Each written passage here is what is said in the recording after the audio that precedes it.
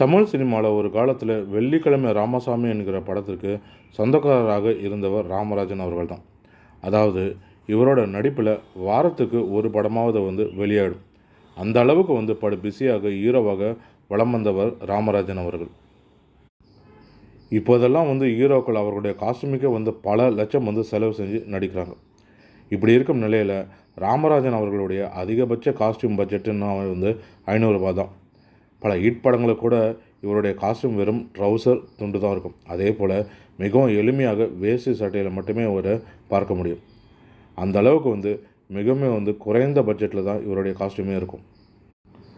ஒரு கட்டத்துக்கு மேலே தான் பேண்ட் சட்டையை அணிந்து கொண்டு வெரைட்டி காட்டி நடித்தார் ராமராஜன் அவர்கள். அப்படி நடித்த படங்களை நம்ம எண்ணிக்கையை விரல் விட்டு எண்ணிடலாம். அந்தளவுக்கு குறைவான படங்கள் தான் நடித்திருப்பார். தன்னுடைய சொந்த வாழ்க்கையிலுமே சரி, அரசியல் வாழ்க்கையிலுமே சரி, பல ஏற்றங்களும் இறக்கங்களும் சந்தித்த ராமராஜன் அவர்கள் 2012ஆம் ஆண்டு வெளியான மேதை படத்துக்கு பின்னர் தான் மொத்தமாக திரை உலகத்திலிருந்து விலகியும் இருந்தார். அதன் பிறகு இவரை குணச்சித்திர வேடத்தில் நடிக்க வைக்க பல வாய்ப்புகள் இவரை தேடி வந்தது. ஆனால் எல்லா வாய்ப்புகளையும் இவர் மறுத்துட்டார். ஏன்னா நடித்தா ஹீரோவாக மட்டுமே தான் நடிப்பேன் அப்படின்னு பிடிவாதமாக இருந்திருக்கார். ஒரு வழியாக இவர் எதிர்பார்த்தது போலே ஒரு கதை அமைய அந்த படத்தில் நடித்தார்.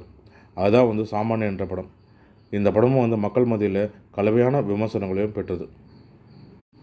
இந்த படம் கலவையான விமர்சனங்களை பெற்றதை அடுத்து இனி முன்னணி நடிகளுடைய படங்கள்லையுமே வெயிட்டான கதாபாத்திரம் இருந்தால் அதில் நடிக்கப் போவதாகவும் சம்மதம் தெரிவித்ததாக கூறப்பட்டும் இருக்குது. இது ஒரு புறம் இருக்க, தற்போது ராமராஜன் அவர்கள் விஜய், அஜித் போன்ற முன்னணி இளம் ஹீரோக்களுக்கே டஃப் கொடுக்கும் விதமாக எடுத்துக்கொண்ட ஃபோட்டோ ஷூட் தான் தற்போது வைரலாக பரவிட்டது இணையங்களில்.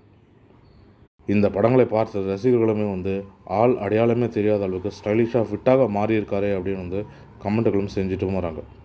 மேலும் இது போன்ற தமிழ் சினிமா தொடர்பான சுவாரஸ்யமான தகவல்களுக்கு RN தமிழ் சினி கலாட்டா யூடியூப் சேனலை பார்க்கவும். நன்றி, வணக்கம்.